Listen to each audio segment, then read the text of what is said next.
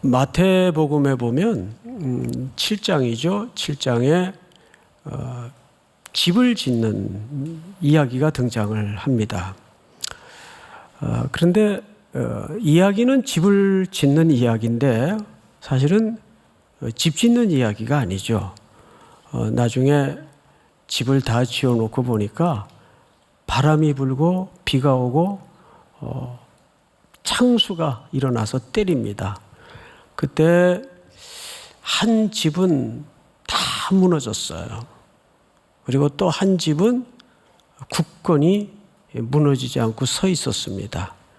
이게 왜 그런가 하고 원인을 봤더니 무너지지 않는 집은 그 기초를 어디에 쌓았죠? 반석 위에 쌓았습니다. 그리고 무너진 집은 왜 무너졌는가 봤더니 모래 위에 실컷 집을 지었더라고요. 열매에 관한 문제도 마찬가지예요. 우리는 평생 결실, 열매, 결과에 몰두해서 삽니다. 그런데 사실 알고 보면 그것은 무엇을 분별하기 위한 수단에 불과했습니까? 이게 무슨 나무냐? 이게 죽은 나무냐? 살아있던 나무냐를 분별하는 수단과 방법에 불과했다는 사실을 알게 되었습니다. 이거 배나무였구나. 이거 사과나무였네. 이걸 결국 분별하는 수단에 불과했다는 얘기입니다. 보면 교회마다 이제 특징이 있고 또 강점이 있습니다. 어느 게 더 옳은 거냐 맞느냐는 사실 따지고 보면 그렇게 크게 중요하지 않습니다. 더 중요한 것은 그 나타난 결실 열매를 통해서 그 교회가 어떤 가치관에 붙들려 있고 어디에 뿌리 내리고 있는가, 거기에까지 우리의 시선이 가지 않으면 우리는 결국 허공에 허우적거리다가 신앙생활을 끝낼 수도 있습니다. 그래서 결국 그 집 짓는 이야기는 기초의 문제였지, 뭘로 지었대, 몇 층짜리로 지었대, 여기에 아무 메시지가 없어요. 맞죠, 여러분? 그래서 우리 3일 공동체가 이제 청년들도 그렇고 또 청장년도 그렇고 장년도 그래요. 이번에 장년부 체육대회를 한 반나절 함께 이렇게 지내보니까 장년부가 엄청 밝아졌어요. 예전에도 밝았지만 더 밝아졌어요. 그리고 이제 제가 이렇게 보니까 장년부가 밝아진 특징이 뭐냐면 웃음이 많아졌더라고요. 웃음이. 그 공동체가 건강성을 유지하느냐는 몇 가지 리트머스 잣대가 있는데 어떤 목회자들은 그 공동체에 웃음이 넉넉한가, 이게 굉장히 중요한 지표로 꼽습니다. 여러분 만나면 많이 웃으십시오. 회의할 때도 웃으시고 또 이야기할 때도 웃으시고 서로 얼굴만 봐도 흥겨운 공동체, 그게 정말 좋은 공동체입니다. 이거를 어떤 수치가 있어서 수치화시키고 정확하게 답이 떨어지는 문제는 결코 아니에요. 그렇지만 그 교회가 정말 빛 가운데 서 있고 건강성을 유지하느냐는 이런 오히려 보이지 않는 가치에서 확보할 때가 많습니다. 아멘. 그래서 여러분 또 한 주간에도 수많은 일들이 여러분들 앞에 놓여지겠지만 가능하면 너그러운 마음으로 많이 털어내고 웃으시고 함께 할 수 있는 우리 3일의 공동체가 될 수 있기를 축복합니다. 자, 지난주 요한일서 첫 시간이었는데 제목이 기억나야 되죠? 자, 첫 번째 꼭지가 뭐였죠? 그렇죠. 생명. 두 번째는 교제. 세 번째는 기쁨. 생명, 교제, 기쁨이었습니다. 자, 이제 오늘 이어서 5절을 좀 볼까요? 5절. 우리가 그에게서 듣고 너희에게 전하는 소식은, 자, 지난주 제가 이런 정의를 여러분들에게 이게 반복시켰던 기억이 납니다. 뭐냐 하면 그리스도인의 정체성이 뭐냐? 뭐라 그랬습니까? 들은 것을 전하는 자다. 이걸 들은 것을 전하지 않으면 그 죄목이 있어요. 죄목. 그 죄목이 뭐예요? 예, 복음 횡령죄. 복음 횡령죄. 죄송해요. 고단하지만 예배 참석했더니 죄목을 하나 얻어서 갈 수도 있겠구나. 복음이라는 것은 맡긴 거 아니에요. 이거 꼭 들은 바를, 은혜를 경험한 바를 전달해 주십시오. 이게 복음의 생리거든요. 그런데 들어놓고는 혼자 꿀꺽 뚱친다면 안 되죠. 그러니까 여러분들이 이 안에 뭐가 있어야 그게 가능할까요? 북받쳐 올라오는, 터져 나오는 복음이 가져다주는 희열, 기쁨이 있어야 그게 가능하단 말이에요.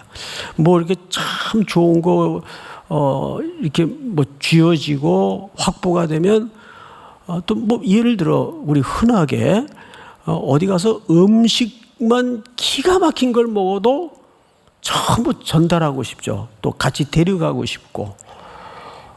제가 요 삼각지 근처에 정말 기가 막힌 냉면집에 냉면을 최근에 맛을 알게 돼가지고 우리 장로님들만 만나면 그 냉면 한 그릇 안 하실래요? 그러다 제가 지난주 체인 것 같아요. 지난주 주일 밤에. 그래서 얼굴이 허해가지고 설교를 어떻게 끝낸지도 모르겠어요. 그러니까 우리가 어디 좋은 비유를 받거나 아주 맛깔나는 신비스러운 음식을 먹었다면 퍼뜩 생각나는 게 뭐죠? 이건 누구랑 좀 같이 왔으면 좋겠다. 이거 누구랑 좀 같이 먹었으면 좋겠다. 그게 정상인의 사고 회로입니다. 믿습니까? 그래서 여러분들이 경험하는 예수, 여러분들이 경험하는 그 하나님 기쁨의 실체를 여러분들이 또 한 주간에도 그렇게 보고 들은 바를 말하는 그리스도의 증인으로 살아가는 은혜가 있기를 바랍니다. 그래서 오늘 5절을 잘 보세요. 우리가 그에게서 듣고 너희에게서 전하는 소식은 이것이니 곧 하나님은 뭡니까? 중요한 주제가 나왔어요. 하나님을 여러 가지로 정의할 수 있는데 자, 우리 대표적으로 하나님에 대해서 아주 기가 막히게 정의한 문구가 요한서에 또 한 번 나옵니다. 나중에 하나님은 무엇이라? 그렇죠. 하나님은 사랑이시라. 그래서 하나님을 사랑으로도 설명이 됩니까? 안 됩니까? 당연히 넉넉히 되죠. 그런데 오늘 요한 1장에는 하나님은 사랑이시라도 하나님을 설명할 수가 있지만, 정의할 수가 있지만, 하나님은 또 무엇이라? 빛이시라. 하나님은 빛이시라. 아마 이쪽 주제에 대해서는 많이들 논의하거나 다루어지는 경우가 몹시 드뭅니다. 근데 빛의 그 본질이 뭐죠? 아무리 칠흑 같은 어둠이라도 빛 한 줄기가 탁 쪼여지거나 들어가면 그 어둠이 어떻게 됩니까? 물러가요. 어둠이 헤쳐지고 어둠이 사라집니다. 그렇죠? 그래서 하나님의 빛을 경험한 자가 있는 삶의 발자국에는 절대 어둠이 빛을 이길 수가 있다 없다. 절대 빛을 이길 수 있는 어둠은 없어요. 할렐루야. 그래서 그걸 전제합니다. 자, 하나님은 빛이시라. 이 하나님에 대한 정의죠. 그에게는 어둠이 조금도 없으시다는 것이니라. 자, 그리고 이제 6절서부터 인간이 그럼에도 불구하고 세 가지 모순을 갖고 있다는 거예요. 그래서 오늘 말씀의 제목이 몇 가지 모순이죠? 인간의 세 가지 모순. 그래서 이것은 사실 요한이 이 글을 쓰게 되었던 이유이기도 했습니다. 과연 요한이 이 글을 왜 쓰게 되었는가? 이 세 가지 인간의 모순을 바라보면서 요한이 이 글을 쓴 겁니다. 그래서 이 세 가지 모순은 특별히 하나님을 믿는다고 하는 사람들 가운데 내가 잘못 믿고 있을 수도 있었구나. 이것을 깨달을 수 있는 놀라운 내용이 이 속에 담아져 있어요. 여러분, 이단들이, 교주들이 잘못된 가르침에 빠져서 신앙생활을 하는 거 보면 거의 공통적인 현상이 뭐냐면 종교 과잉, 열광주의라 그러죠. 거기에 그 종교성을 이용해서 그냥 말씀을 해석해 주지 않고 말씀을 덩어리로 먹입니다. 성경이 사랑하라 그랬으면 사랑하는 거지 말이 많아. 이게 제일 위험한 가르침이에요. 그래서 이런 교회들이 대형 교회를 이루는 경우가 참 많습니다. 그러니까 따지지 못하게 만들고 묻지도 못하게 만들어요. 성경이 사랑하라 그랬으면 사랑하는 거지 말이 많아. 이거를 이렇게 문자적으로 말씀을 해석하지 않고 덩어리로 먹이면 문맹화가 돼요. 신앙의 문맹 형상이 일어납니다. 그래서 그래야 되는 줄 알고, 이게 특별히 청년들 사이에 많이 넘어질 수 있는 분위기들입니다. 그래서 제가 어느 교회라고 얘기는 할 수 없지만 특별히 우리 교단의 가까운 데에도 보면 이런 식의 신앙을 청년들에게 매몰시켜서 그냥 사고를 빼버리고 당이 결정하면 너희는 총폭탄이 되어서 그냥 달려가면 돼. 이게 얼마나 위험한 짓인 줄 아세요? 그런데 특별히 신학이 사라지고 성경의 해석이 사라지면 이런 종교 열광주의 현상을 빌미로 이용해서 성도들을 그렇게 우민화시키는 일들이 가장 많이 일어날 수 있는 공간이 교회입니다. 그래서 여러분들이 그것을 잘 헤아릴 수 있어야 돼. 자, 그러면 이제 오늘 첫 번째 모순을 좀 보실까요? 만일 우리가 하나님과 사귐이 있다고 하고 어둠에 행하면 거짓말을 하고 진리를 행하지 아니함이거니와. 자, 이게 첫 번째 모순이에요. 이율배반이죠. 자기는 하나님과 사귀고 교제하고 있는 줄 알아요.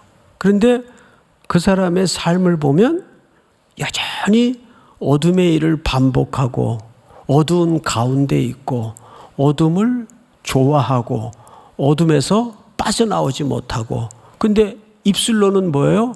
나는 하나님 믿는다 그러고 하나님을 교제한다 그래요. 이거 완전히 앞뒤가 다른 거죠. 이런 사람은 모두에서도 말씀을 드렸지만 사과나무와 배나무를 구분할 수 있는 방법은 뭐라고요? 열매를 보면 알아요. 열매를 보면. 처음에는 사과나무와 배나무가 비슷해서 진짜 비슷합니다.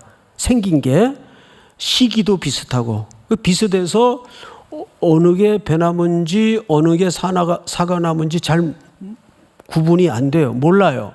그런데 시간을 좀 기다리다 보면 이제 결실의 때가 오면 이쪽 나무에서는 배가 나오더라고요. 배. 이거 무슨 나무예요? 이건 배나무예요. 이쪽 나무에서는 사과가 열리더라고요. 이건 무슨 나무예요? 이건 사과나무예요.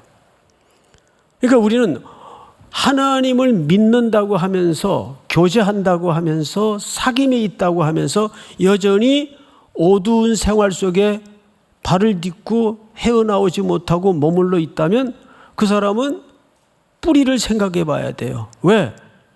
그 뿌리에 박힌 대로 뭐가 나올 수밖에 없기 때문에, 열매가 나올 수밖에 없기 때문에. 저 사람은 어둠의 권속에 뿌리 내리고 있으니까 이 악과 더러운 것에서 빠져나오지 못하고 이걸 반복하는구나. 그러니까 이것은 더러운 죄를 지었기 때문에 죄인이 아니라, 창세기 4장으로 거슬러 올라가면 가인은 살인을 했기 때문에 살인자가 아니고, 살인자의 범죄의 씨가 안에 있기 때문에 그 열매로 무엇도 할 수 있었던 거죠? 살인도 할 수 있었던 겁니다. 이게 아주 본질적인 걸 오늘 여기서 얘기하는 거예요. 그러니까 여러분들이 신앙생활을 종합적으로 이렇게 돌아보세요. 내가 교제하는 흉내는 내고 있어요. 성경 읽도 하라니까 성경도 읽고, 또 팀에서 큐티하니까 큐티도 하고, 또 목장 예배도 드리고, 당연히 예배는 의당이 드리고, 헌금도 하고, 그러니까 문의는 틀림없이 크리스찬이에요. 근데 그분이 사람에 대한 태도나 또 인생을 걸어가는 방식이나 행보를 보면 이건 전혀 아니거든요. 그러면 우리는 그 사람의 나타나고 드러난 삶의 결과와 열매를 보고 어디를 의심하게 될까요? 진짜 그리스도인 맞나? 진짜 예수 믿는 사람 맞아? 그 근본을 다시 한번 갸우뚱할 수밖에 없는 거예요. 물론 인간인지라 다 부족하고 연약해서 이 과정을 반복해서 업다운 하면서 가는 경우는 있어요. 그런데 그것이 굳어지고 길어지면 그 본질적인 문제를 고민하고 생각해 볼 수 있어야 됩니다. 이거는 행위 구원을 얘기하는 게 아니에요. 뿌리를 얘기하는 거예요. 믿습니까? 자, 다시 성경을 보십시다. 6절, 만일 우리가 하나님과 사귐이 있다고 하고 어둠에 행하면 거짓말을 하고 진리를 뭐하지 아니함이거니와 행하다. 이 행하다라는 말은 원래 뜻이 걸어가다, 걷다, 뛰다가 아니에요. 걸어가다 이 뜻이에요. 그럼 왜 행하다가 걸어가다라는 의미일까? 여러분, 사람이 인생길을 가는 것은 뜀박질이 아닙니다. 그렇죠? 인생길을 가는 것은 그냥 걷는 거예요. 우리 창세기 12장에도 보면 아브라함에게 축복의 조상으로 역사의 시간 속에 소명하시면서 내가 네게 지시하는 땅으로 어떻게 하라 그랬어요? 가라 그랬어요. 이거 가라 동사가 할라크라는 말을 쓴다고 했죠. 그 할라크라는 말은 아브라함이 하나님이 아브라함과 함께 걷자 그 뜻이에요. 그러니까 그걸 우리가 이제 미셔널 시각에서, 선교적 시각에서 그 표현을 많이 인용을 하는데, 진짜 선교라는 것은 뭐냐면 하나님과 함께 긴 유장한 시간을 걸어가는 거예요. 유장한 시간이라는 건 무슨 뜻인지 아세요? 여러분, 저 중국 남경 쪽에 가면 큰 강이 하나 흘러요. 중국의 제일 큰 강이 뭐죠? 장강입니다. 장강. 긴 장자에다가 강강자를 쓰는데 그 강은 바다 같아요. 또 시카고에 가도 큰 강이 있어요. 그런데 그 흐르는 게 보일까요? 안 보일까요? 잘 안 보여요. 왜냐하면 워낙 큰 데다가 워낙 이 유속이 느려요. 그래서 잘 안 보여요. 그러니까 천천히 흐르죠. 근데 나이를 이제 이만짝 여러분들의 2배, 3곱절을 먹다 보니까 인생이라는 게 급격하게 흐르는 시간표가 아니라 천천히 흐르는 시간표구나. 다행이죠. 천천히 흐르니까 다행이고, 천천히 흐른다는 것은 어떤 의미가 그 속에 내포되어 있는가 하면, 하나님은 우리를 급격하게 만들어가지 않으세요. 기다려주면서 천천히 우리를 빚어가시고 만들어가신다는 겁니다. 그러니까 그 속에 우리가 인생의 나그네길, 순례길, 시간표에 얹어져 있는 겁니다. 그러면서 하나님이 끊임없는 질문을 우리에게 생성케 만듭니다. 그러면서 우리는 그분을 배워가는 거죠. 그러니까 우리 그리스도인들이 이 천천히 흐르는 유장한 시간을 걸어가면서 사실 삶의 문제에 대해서 해결이 더 많이 나요? 질문이 더 많이 생겨요? 질문이 훨씬 많이 생깁니다. 그러면서 그 질문을 하나하나씩 끌어서 풀어낼 때마다 우리는 하나님의 깜짝 놀랄 만한 경륜과 마주치게 됩니다. 요셉도 그래요. 그가 젊은 날 혹독했던 그 시간을 돌아보면 전부 퍼즐이 흩어져 있는 것처럼 조각 그림이었어요. 어떤 건 세모꼴, 어떤 건 뾰족한 거, 어떤 건 별표. 근데 이게 그 하나만 이렇게 부닥칠 때는 이게 도대체 무슨 의미인지, 왜 이런 일들이 내게 벌어지는지 요셉이 가면서 한 걸음 한 걸음 뗄 때마다 다 설득이 되고 해석이 되고 이해가 돼서 걸었나요? 전혀 아니에요. 이게 뭐지? 그러고 걸어갔어요.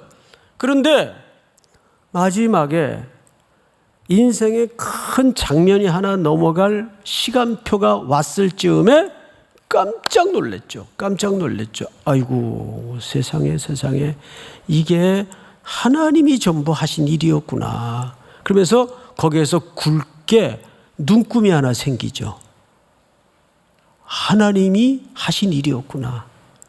그리고 그 지난 시간에 이해가 설득도 해석도 안 되었던 아프고 힘들었던 시간이 무엇을 향하고 있는 시간인지를 알았어요. 생명을 구원하시려고 그러셨구나. 그래서 내가 여기 재수가 없고 운명이 기구해서 끌려오고 팔려온 시간이 아니었구나. 표현이 어떻게 바뀌죠? 먼저 보내심을 받았나이다. 그제서야 자기가 하나님 앞에 보내어진 존재라는 사실 앞에 확 눈이 열어지는 거예요. 거기 이면에 더 큰 깨달음을 하나님이 요셉에게 주십니다. 형들이 앞에서 벌벌 떨면서 목숨을 유지하려고 전전긍긍하고 서로 못 알아듣는 줄 알고 책임을 회피하는 게 아니라 지난 시간 자기들이 저질렀던 과오에 대해서 얘기를 나누고 있을 때 깜짝 놀랐어요. 형들도 옛날 형들이 아니에요. 나를 혹독하게 다루고 학대하고 미워하고 팔아넘길 때 그 형들이 아니에요. 그때 루벤이 뭐라 그랬어요? 이 동생은 아버지의 생명과 연결되어 있는 동생이니 이 죽이면 큰일 나네. 이럴 것까지 있나? 그럴 때 애굽으로 내려가는 장사꾼에게 팔아넘기죠.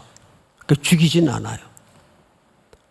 형들은 요셉에게 벗긴 옷에다가 짐승의 피를 묻혀서 아버지한테 가져가서 뭐라 그럽니까? 우리가 한눈 파는 사이에 짐승이 어린 동생을 물어간 것 같습니다.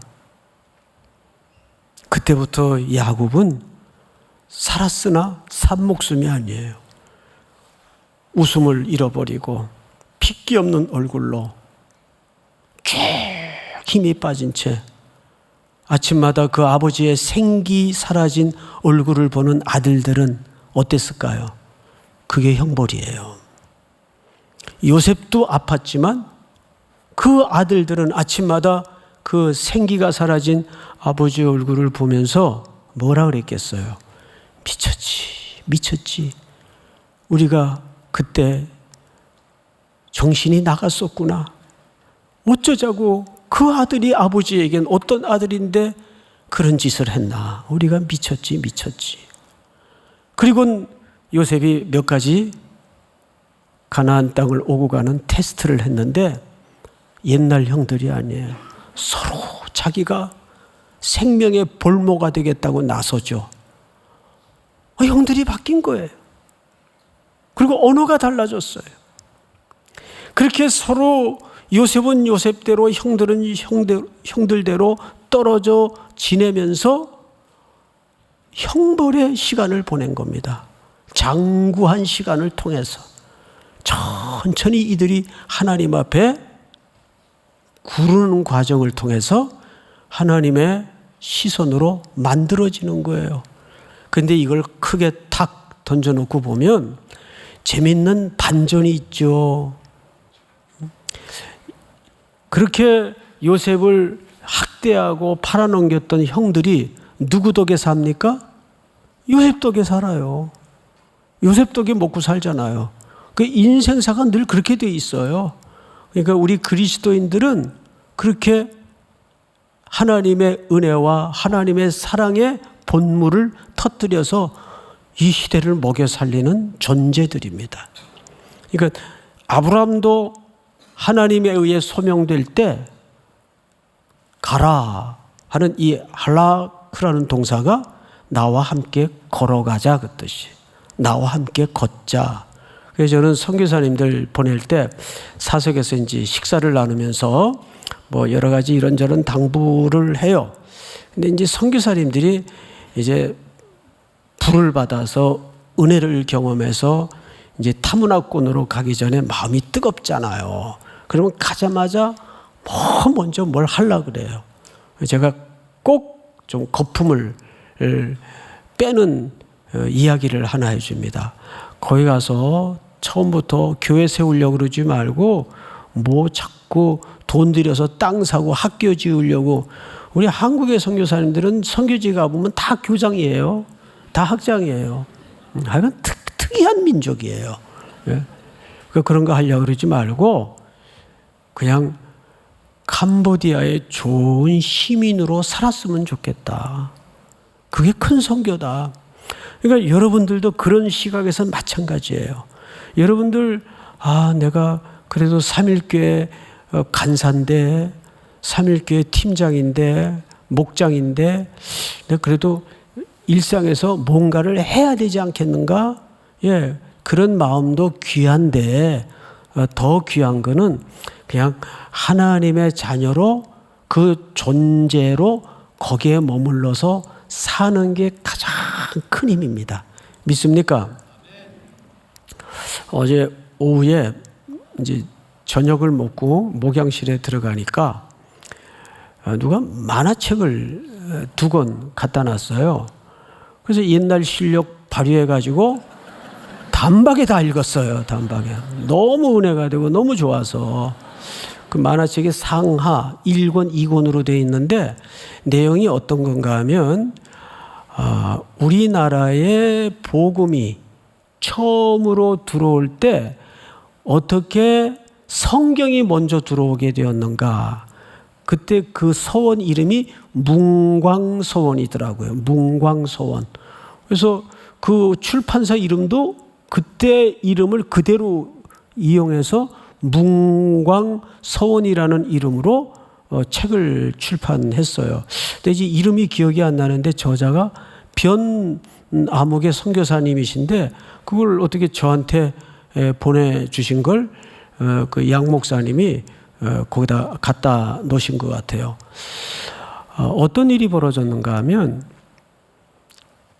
쪽복음이 먼저 번역이 돼서 우리나라에 돌아다니기 시작했습니다.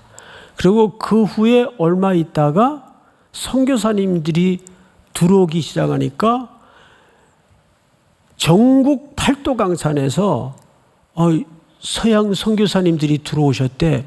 야, 그럼 우리가 세례 받으러 만주까지 안 가도 되잖아? 그래서 선교사님들만 머무는 곳에 전부 달려들어가지고 30명, 80명 이렇게 세례해달라고 달려드는 모습에 누가 제일 놀랐을까요? 선교사님들이 깜짝 놀란 거예요. 아니 선교도 하기 전에 이 세례해달라고 달려드는 나라는 처음 본 거죠. 그런데 거기에는 그 말씀, 쪽복음이지만 이렇게 온전히 성경으로 구성된 책도 아닌데 쪽복음이지만 그 말씀을 읽고 그 말씀의 능력을 따라서 그 말씀대로 살아낸 하나님의 백성들이 일어나기 시작한 거예요. 세상에 이런 나라가 어디 있어요? 이건 특별한 은혜입니다. 특별한 축복입니다. 그래서 오늘 당회를 했어요. 이제 내년에 우리 두 분 선교사님을 파송하게 되는데 그 중에 이제 한 분은 이제 나라가 결정이 되면 선교지로 나가겠지만 또 한 분은 이제 사역이 확정이 돼서 이제 그 준비를 할 텐데 우리 선교 팀 가운데 번역 성경 그 선교회가 있습니다. 성경을 번역해서 부족들을 보면 언어는 되는데 글이 없는 부족이 많아요. 그러면 그 글을 만들어서 성경을 만들어주는, 요즘은 글보다도 그 성경을 녹음해서 또 이렇게 번역을 해주는 그런 그 GBT인가요? 제가 지금 듣고도 정확히 기억을 못하게 번역 성경 선교회입니다. 거기에 이제 한 분이 내년에 준비를 해서 파송을 하게 됩니다. 무엇보다도 이 땅에 복음이 들어왔던 경로를 가만히 보면 정말 어메이징해요. 놀라워요. 성경이 먼저 들어오고 그 성경대로 살아낸 하나님의 백성들이 선교사가 들어오자마자 달려들어가지고 세례달라고 이랬던 민족이에요. 이것은 뭘 얘기하냐면 말씀이 제대로 들어가면 그 말씀은 살았고 운동력이 있어 좌우의 날선 검이기 때문에 우리 삶에 반드시 뭐가 올 수밖에 없어요? 변화와 결실이 올 수밖에 없는 겁니다. 믿습니까? 자, 다시 7절을 보시면 그가 빛 가운데 계신 것 같이 우리도 빛 가운데 행하면 우리가 서로 사귐이 있고 그 아들 예수의 피가 우리를 모든 죄에서 깨끗하게 하실 것이요. 그러니까 이 말은 문법적으로는 어순이 바뀌어져 있지만 예수의 피가 우리를 깨끗게 하셨기 때문에 우리가 그 빛 가운데로 나갈 수 있다는 말이에요. 그래서 예수님은 자기를 어떻게 소개했죠? 내가 길이요 진리요 생명이다. 그 나는 빛이라고 말씀하셨어요. 그 하나님의 실체이시기 때문에 또 한 주도 여러분 속에 빛 가운데 머무르는 확고한 은혜를 결실을 열매를 경험하는 복이 있기를 축복합니다. 두 번째 모순이 뭐냐 하면 8절인데 만일 우리가 죄가 없다고 말하면 스스로 속이고 또 진리가 우리 속에 있지 아니할 것이요. 만일 우리가 우리 죄를 자백하면 그는 미쁘시고 의로우사 우리 죄를 사하시며 우리를 모든 불의에서 깨끗하게 하실 것이요. 첫 번째 모순은 죄 자체는 인정했어요. 죄 자체는 인정했어요. 죄가 있지.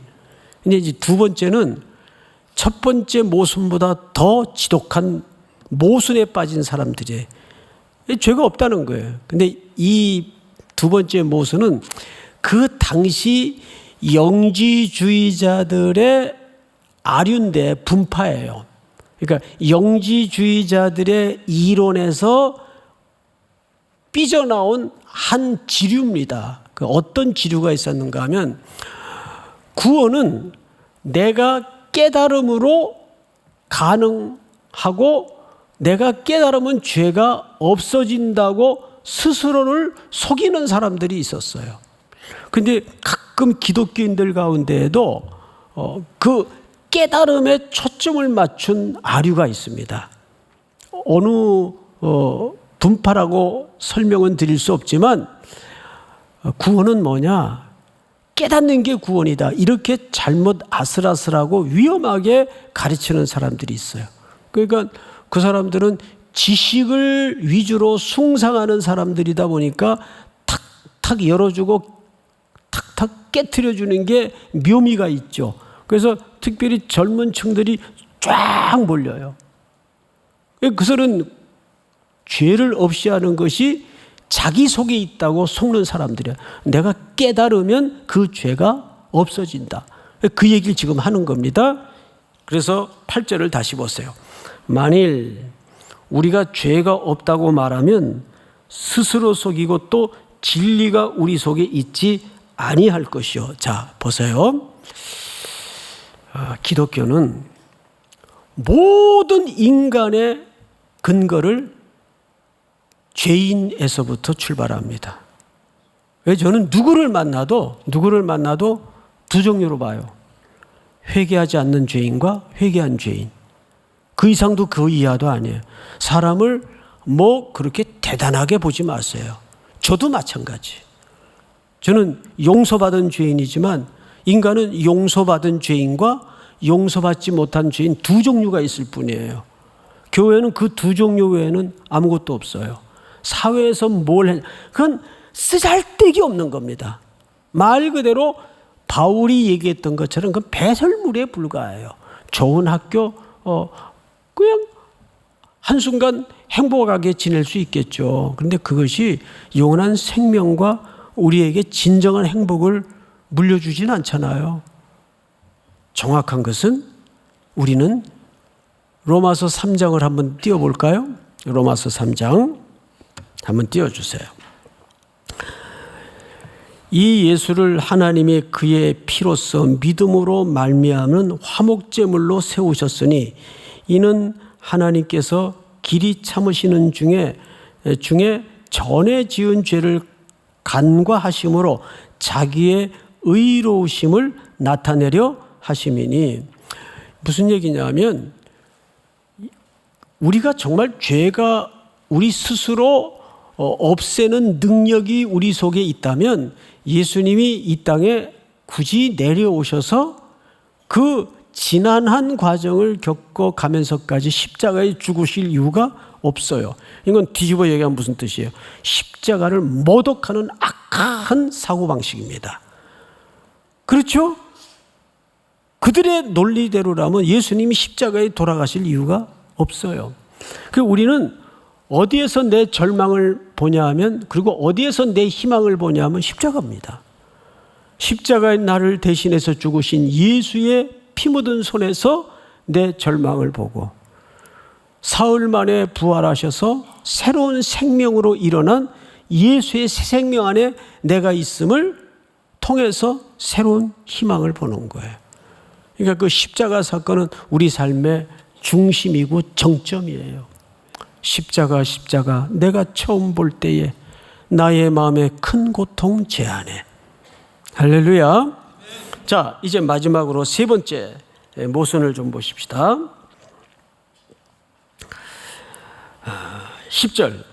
만일 우리가 범죄하지 아니하였다 하면 하나님을 어떤 자로?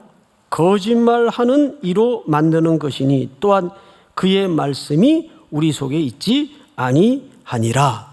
자, 이제 이게 대표성의 원리인데, 이제 전도를 하거나 선교를 하다 보면 의외로 많은 사람들이 난 그렇게 예수님이 내 죄를 대신해 죽을 만큼 내가 그렇게 흉악한 죄를 지은 적이 없는데, 그런 표현을 쓰는 사람들이 굉장히 많죠. 자, 근데 우리는 이미 누구 안에서 함께 죄를 지은 자입니까?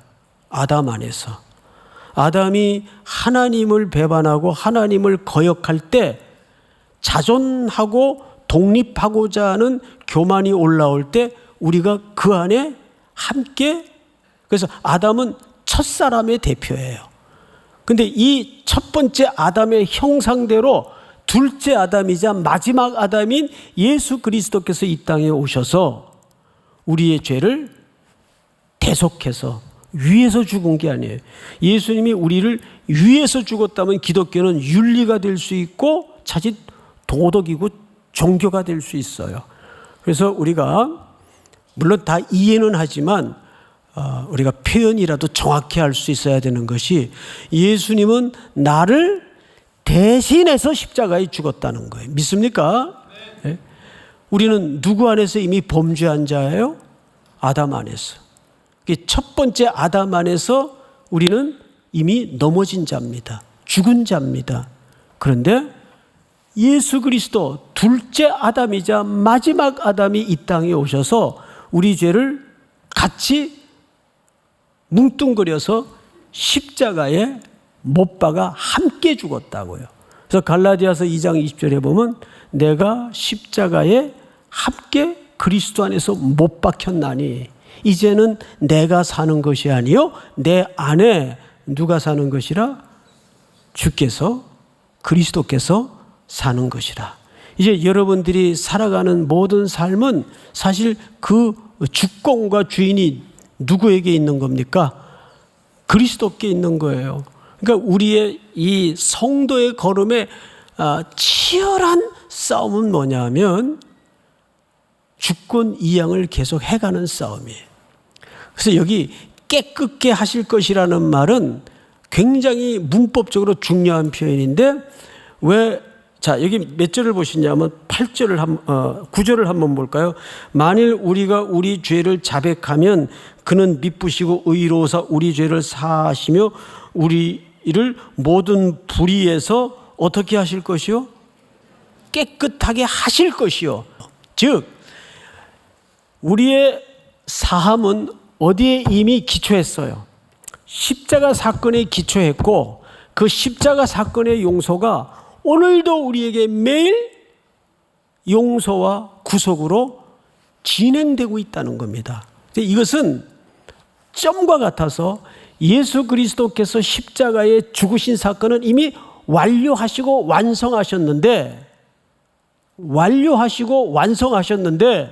이것이 어느 속에서 풀어지고 있는 거죠? 그렇죠. 시간 속에서 풀어지고 있는 거예요. 매일매일. 할렐루야. 이거를 이해하셔야 됩니다. 이미 십자가에서 우리의 대속은 진행 중입니까? 완성되셨습니까?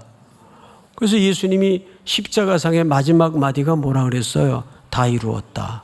그 말은 상업용어라 그랬습니다. 다 지불되었다. 그래서 지불된 거예요. 끝난 거예요. 그러니까 하나님의 구원은, 십자가의 구원은 유보된 구원도 아니고 미완료의 구원이 아니에요. 완료형이에요. 그런데 다만 시제적으로 이것이 어디 속에서 풀어지고 있는 거라고요? 시간 속에서 조금씩 진행형으로 설득되고 설명되고 있는 거라고요. 믿습니까? 오늘도 그 안전하고 완전한 구속의 사랑에 저와 여러분들이 묶여 있고 붙잡혀 있다는 사실을 기억하면서 또 다시 그 넘어졌던 자리에서 일으킴을 받고 한 주를 힘있게 희망차게 살아갈 수 있는 저와 여러분들이 될 수 있기를 축복합니다. 우리 다 일어나십시다.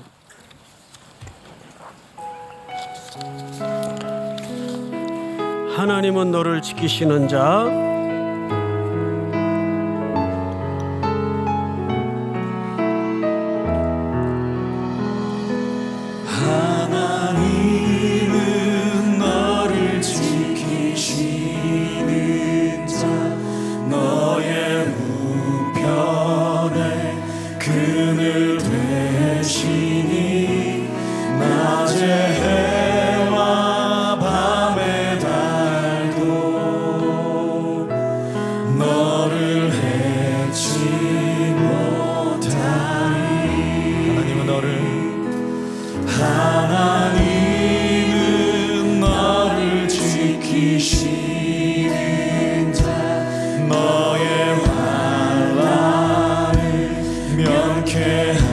명쾌하시니 그가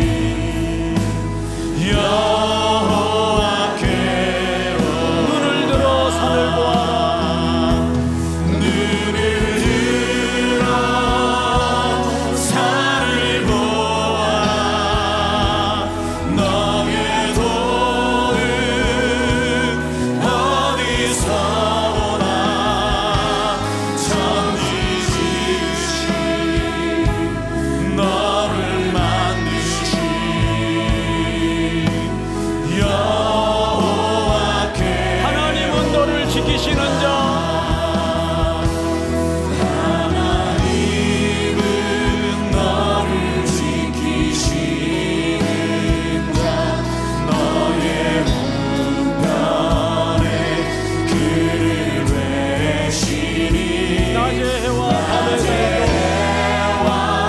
밤의 날도 너를 대치 못하리. 하나님은 너를 지키시는 자, 너의 환난을 명쾌하시니 그가 너를 지키시리라. 너의 주님을 지키시리라. 눈을 들어 산을 보아라.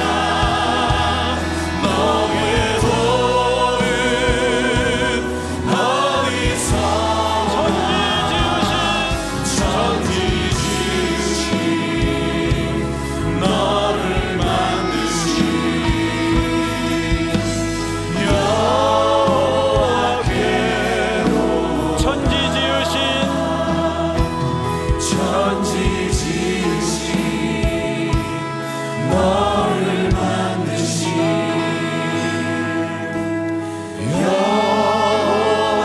목소리로만 천지 지으신 너를 만드신 천지 지으신 너를 만드신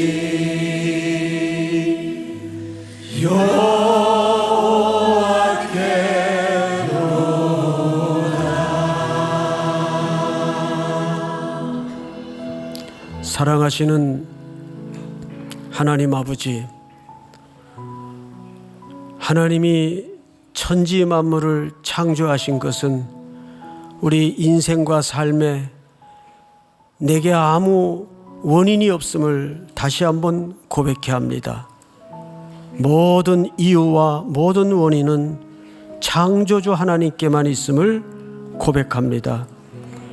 또 한 주를 살아가는 우리 청년들, 우리 성도들 걸음걸음을 지켜주시고 진리가 그 속에 늘 머물 수 있도록 도우시며 하나님의 빛을 통해서 어둠이 스스로 물러가게 하시고 어둠이 소멸되는 기적을 보게 하여 주시옵소서.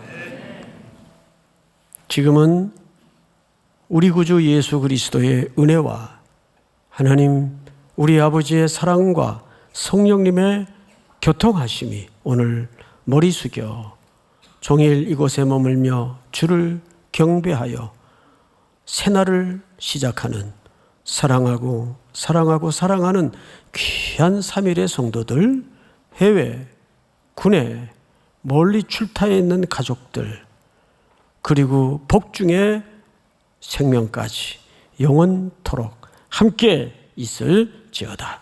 아멘.